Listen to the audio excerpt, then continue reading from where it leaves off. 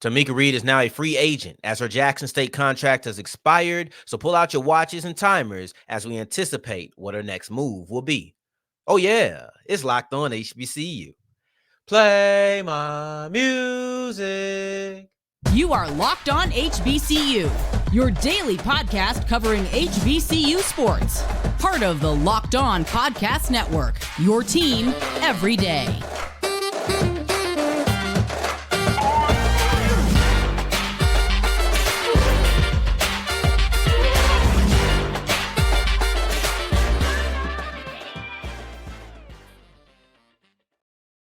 What's going on, family? Welcome back to another episode of the Locked On HBCU podcast, your number one daily one-stop shop for everything HBCU athletics, Monday through Friday, part of the Locked On Podcast Network, your team every day. And I, of course, am Darian Gray, a.k.a. the Mouth of the South, Texas Southern alum and former TSU Herald Sports editor and current contributing writer at USA Today's Saints Wire. Thank you for going on this journey with me. Make a Locked On HBCU your first listen of the day, every day. And remember, just because the mic cuts off does not mean that the journey is over. Just means it's time to follow me on Twitter at South Exclusives. Starts with an S and ends with an S. Today's episode is brought to you by Gametime. Download the Gametime app, create an account, and use the code Locked On, that's LOCKEDON, to get $20 off your first purchase. We wrap up today's episode with a look at Norfolk State's short but extremely successful tournament run to be the first CIT champions in a long time. Prior to that, Chris Wright has done great things on the NAIA level. He hasn't been at Langston that long, and honestly, I don't think that he will be there much longer. I think that FAMU needs to come call it. But before we get into any of that, because I'm very excited for that topic in particular, I have another one that I'm excited to watch because Tomekia Reed is no longer under contract to be the Jackson State women's basketball head coach. I'm not saying she's gone. This is not like when you enter the transfer portal. But as of right now, she does not have a contract with Jackson State. It expired on March 31st, 2024. Now, this particular March 31st, shout out to my lady. Happy birthday, baby. But it was also Easter Sunday. And though they probably would have signed on my girlfriend's birthday, I'm not surprised that they did not sign on Easter. So I think that if it wasn't already done coming into the end of March, they weren't going to get a last-minute deal done on that particular day. Maybe they do it today. I'm hoping that by the time you listen to this, this sounds out of date and I can come on tomorrow's episode and say, hey, Tomekia Reed has signed a contract. These are the figures. These are the years. I hope that I can do that extremely soon. But as I sit here on Easter evening, she is not under contract. So I want to look at the reason you should be the most pessimistic and then the reason you should be the most optimistic going into this situation, specifically speaking to my Jackson State family, right? Because if you are Southern, if you're Grambling, you might be hoping she's gone. So optimistic to you might be her departure. But to my Jackson State family, we're going to go with your optimism versus your pessimism. And the Clarion Ledger did write this article talking about her contract situation. So I want to see both sides of the coin, and I think we should start with the bad news so that we can end with some of the good news. And the reason to be the most pessimistic is Tomekia Reed's profile skyrocketing. It's only increasing. I don't feel like she's ever plateaued for a year. I feel like every single year since she's been the head coach at JSU, it's just been on a upward trajectory the whole time, just skyrocketing up too at that. That's what I personally feel like I've seen when it comes to her profile, right? There's more reasons for her to leave than to stay. I'm going to give you the most optimistic and the most pessimistic reason, but I have to be real with you.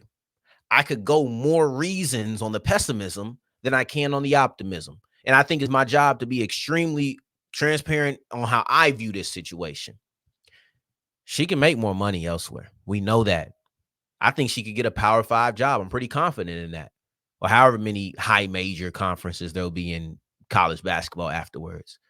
And with that, she probably going to get double the money that she's getting at Jackson State. I believe that, right? And then you look at the opportunities, it's not exactly the most level playing field. because we know that the opportunities given to HBCUs have a cap on them. Where you can be in the NCAA tournament has a cap on it. Like, all of these things are facts. This is not football where you can say, well, we're winning a Celebration Bowl and we're good with that. We don't need to go to the FCS playoffs. In this, you're going into the quote unquote playoffs every year. So I think that it's really struggling sometimes to grasp, okay, I can go where the grass is greener, where I'm going to be given more opportunities. I'm going to be given more money if we really want to talk about green, right? Like, it's just the ceiling is higher in D1 basketball elsewhere. That's just true, because it feels like Jackson State has hit the ceiling for an HBCU in an NCAA tournament as far as seeding goes. Now, they can win a game, and that'll be a different conversation. But as far as seeding goes, it's struggling for me to believe, or it's difficult for me to believe, that they'll be able to be a 13 seed or a 12 seed. Like, we've went through the art of how these things are picked. So maybe you're looking and saying, I can make more money. I'll have more of an opportunity to compete for a higher seeding. It's not even about competing at a power conference. It's just like at the end of the year when everything is the most important, maybe I can get to a 5 seed. I can get to a 4 seed at these other places. Maybe I go to a different mid-major. Hopefully that's not the case. But it's like, okay, these mid-majors get 10 seeds. It's just different, right? Because they treat the SWAC and the MEAC with such a harsh, requirement. And we've been through that. Go back to 2 Tuesdays ago, I believe. It was either 2 Tuesdays ago or 2 Wednesdays ago when I had Isaac Shade on here. Whatever week it was, whatever day it was that we talked about Grambling winning the game. So the day after Grambling won that game, check that out. That episode was there. I'll tag it up here, right? Then also, you got to understand that when I talk about her profile, all of those things go into play, because those quote unquote obstacles, I'm going to take the quotes off. Those obstacles, they apply a lot more to her because her profile is increasing. So there's more reasons for her to say, I don't have to deal with these obstacles. And last time her contract expired, 2020, this was 4 years ago at this point. She had multiple offers. She was a finalist for a Power 5 job, right? And that was 4 years ago. Let me tell you what's happened in between those 4 years. In the 4 years, under Tomekia Reed's newest contract, she's been praised by Kim Mulkey, Gina Auriemma, Dawn Staley. Those are 3 of, if not the 3 most prominent. No, you got to also show love to the lady out there at Stanford. But those are 3 of the most prominent college women's basketball coaches in the game today. Her profile is, and every time they say it, Kim Mulkey, hey, she not going to be here long. Dawn Staley's the one person who I feel like just shows Tomekia Reed love for being Tomekia Reed, and a little less about where you could be. Gino, hey, y'all need to stop just shuffling the same people. Bring her in. Okay, all of those things are real. Then you look at the optimism, because I do want to get to the optimistic side of it. Business is unfinished. I don't know what that means, so I feel like I can continue to use it. What is the business that we reference? Is it winning an NCAA tournament game with Jackson State? If that is the case, okay, I can get with that. The business is still unfinished. Whatever business was unfinished last time, it's still unfinished today, because she's gone perfect before. She's gotten to a 14 seed before. She did that this year. So whatever business it was, it's still unfinished. And I wish I could elaborate further about it, but that's what it is.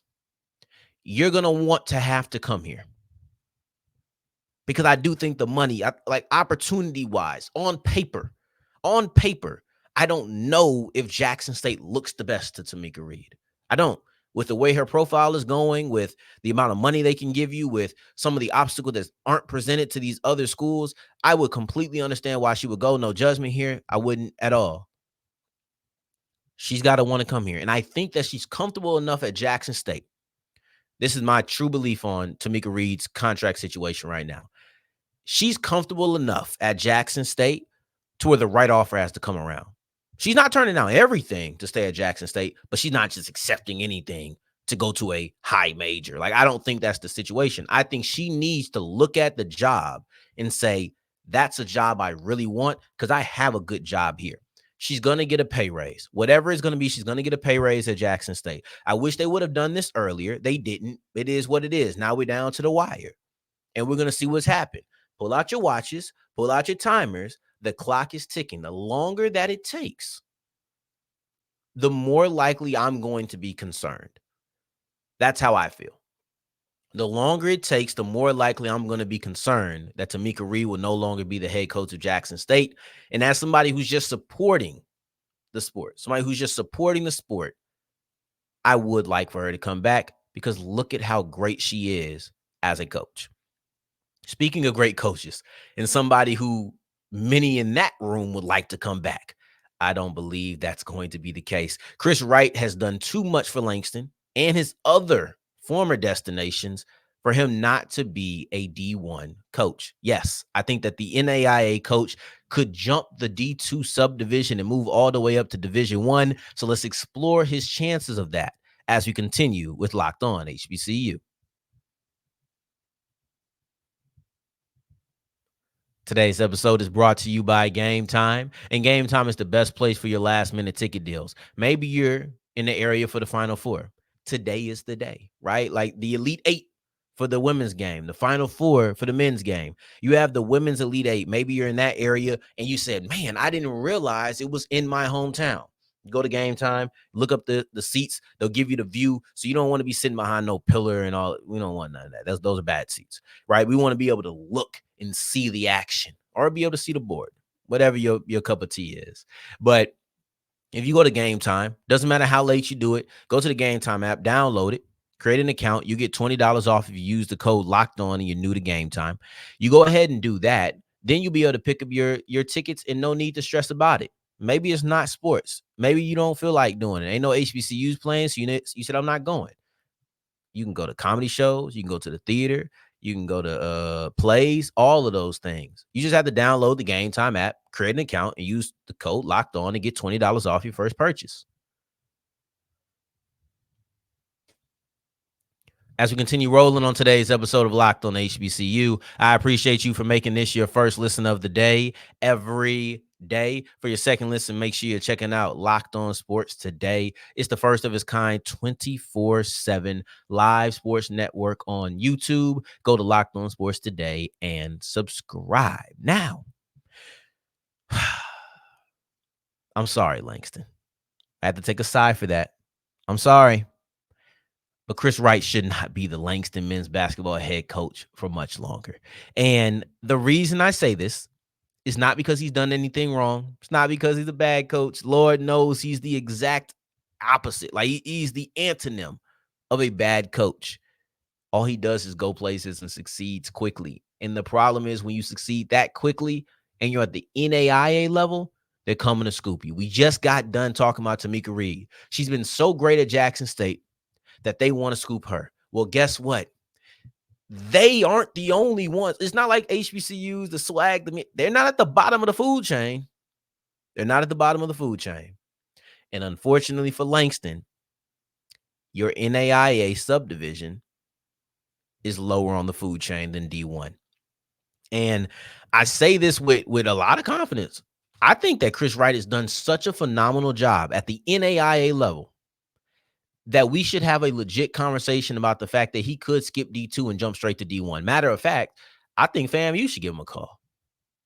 I'd be calling, if I was FAMU, I'd be calling so much that he would have to get a new number. He'd have to turn his phone off because I'm not stopping the phone calls until we get him into the building. I at least have to see if I can get this man to be the leader of my team.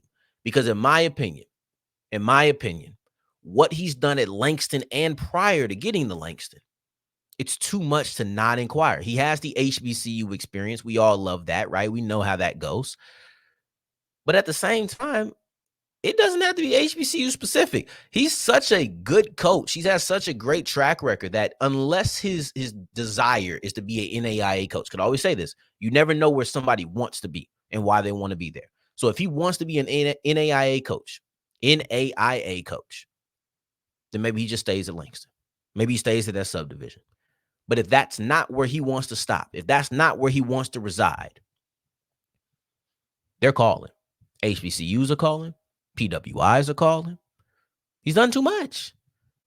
I'm teasing this, man. Why are we teasing it? Let's dead it. Let's just jump into it because I wanted to wait until after the season was over to make this statement, and you see where they ended. Langston ended in the NAIA tournament finals. Okay. Let's look at his first 2 years, right? Because that's all obviously a great thing.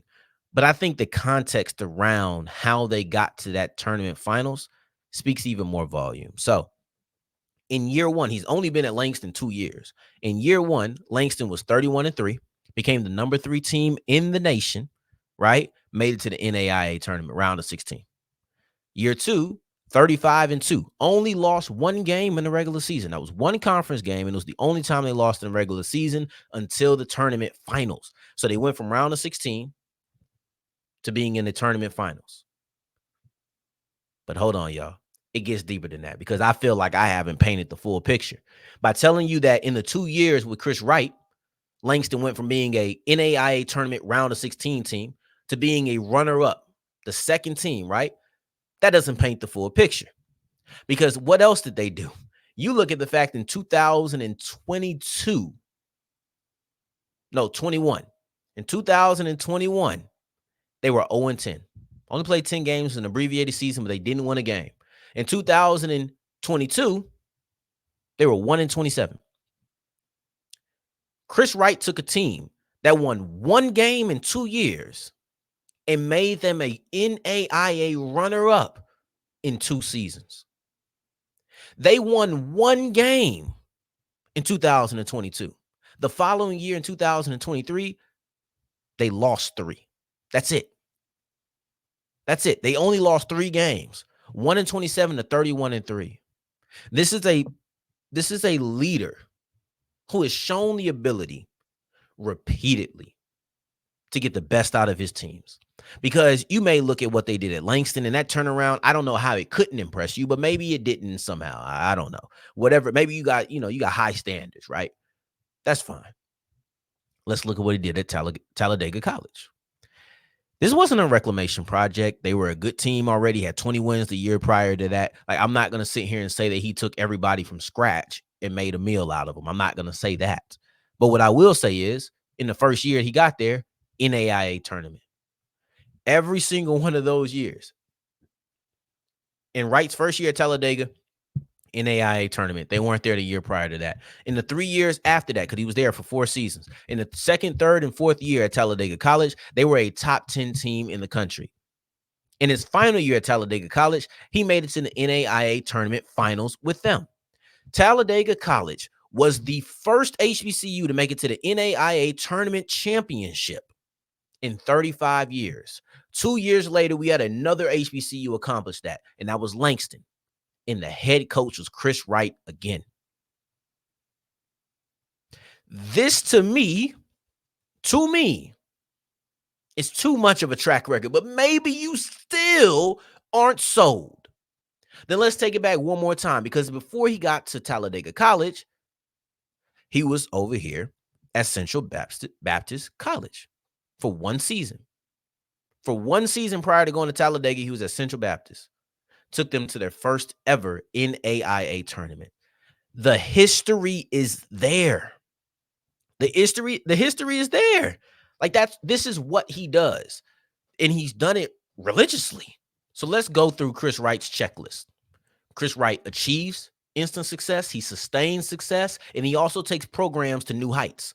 I don't have to say has. I don't need to say he had done it, because I'm not speaking about one-offs. I'm speaking about who he is as a coach. He's done it frequent enough I can say those are coach character traits of his.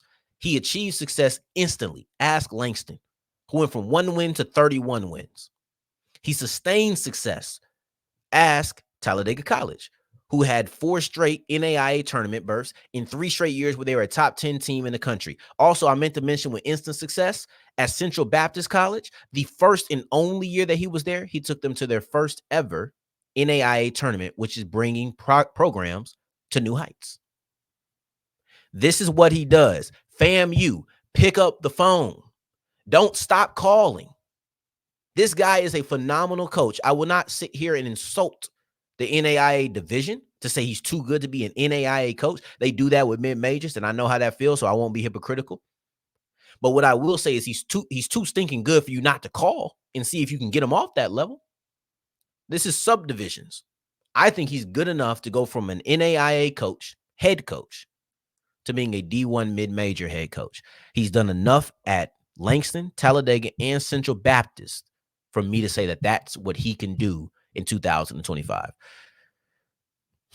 I just don't think he's there. Matter of fact, he could go to Norfolk State. Norfolk State has had some conversations. There's been some conversations around Norfolk State that Robert Jones could be leaving. And if he does, the Spartans become a very attractive landing spot for Chris Wright. But you know what? Let's not look at Norfolk State's demise. Let's instead look at Norfolk State's championship, as they are the College Insider Tournament winners of 2024.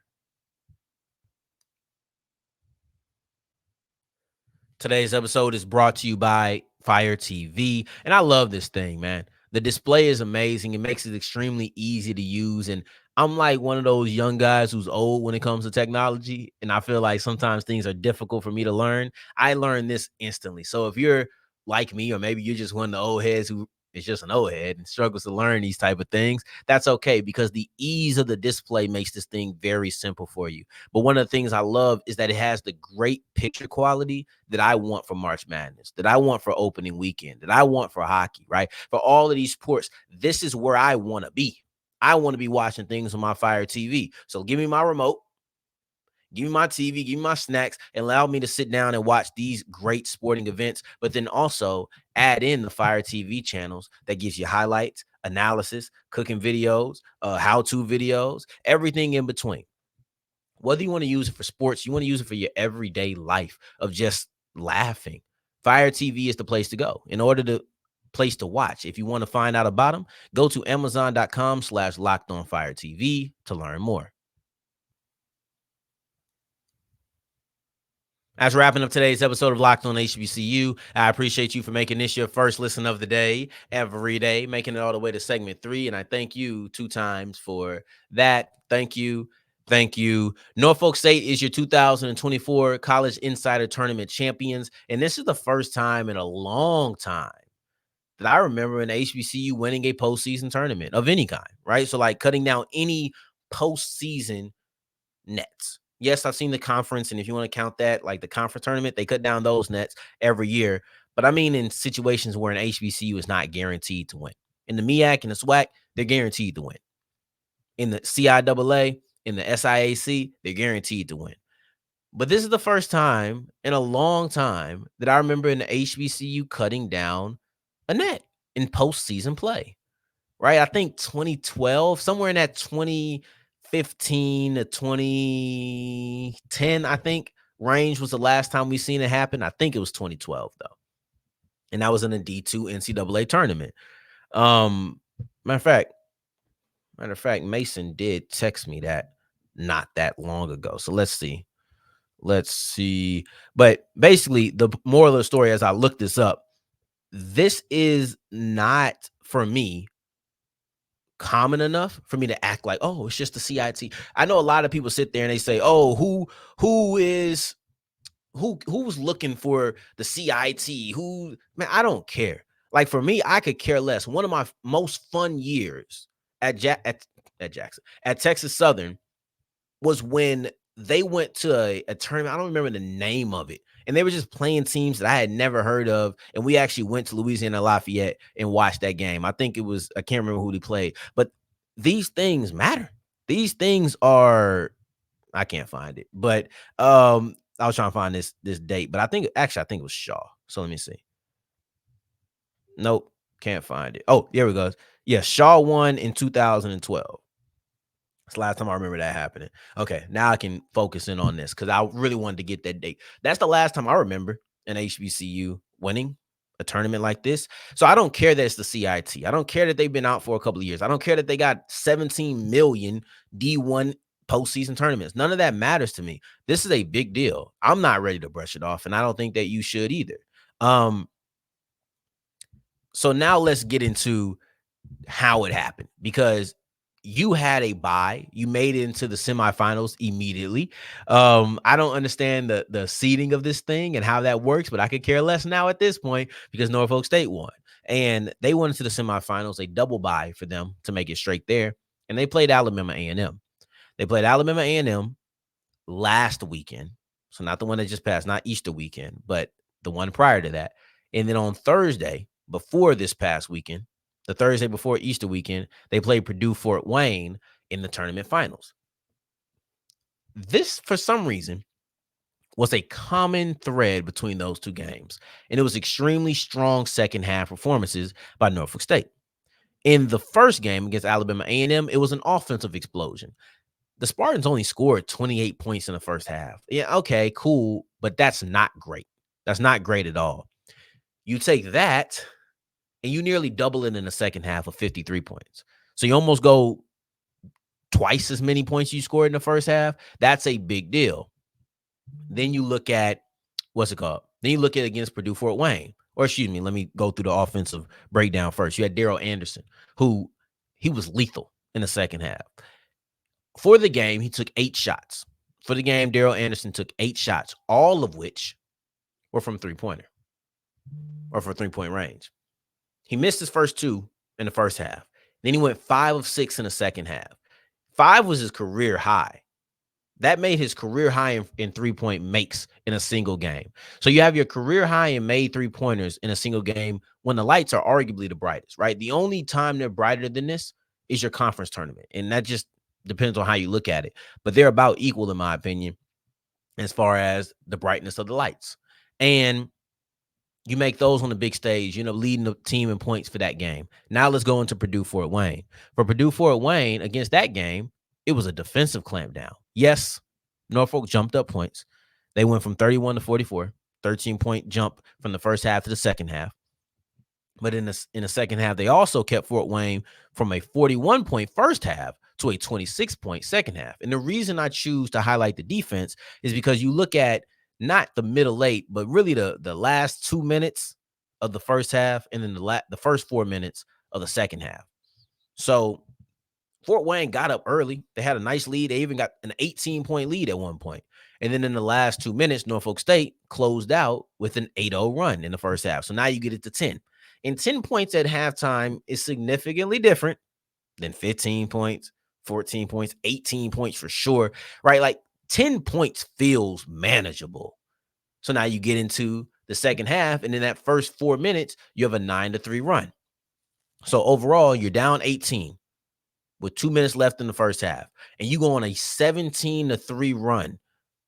That puts you eye to eye, and then after that, you just kept elevating until you were the one towering over, and you had a double-digit lead at one point. You end up winning by slightly less than double digits, but that's the second half performance, and I got to highlight the defense for that because they were a big part of it. Yes, you had 17 points, but you also kept them to 3. You took a team that was dropping 41 points in the first 18 minutes of action, and over the next 6, you held them to 3, and that continued throughout the remainder of the game. So you have 2 games, 2 strong second halves, and that's how you end up getting your first CIT championship, and the first CIT championship in a mighty long time. So this, for me, is a big deal. I don't care how many tournaments it is. I'm not going to stop acting like it's a big deal. So it's almost as big of a deal as y'all making this your first listen of the day. I'll be honest with you. That slightly edges it, but I appreciate you. And also, for real, appreciate you for making this your first listen of the day every day. For your second listen, make sure you're checking out Locked On Sports Today, 24/7. You can catch it on the Amazon Fire TV live channels, the Fire TV channels. And until the next time that we hear each other, family, take care, stay blessed. Peace.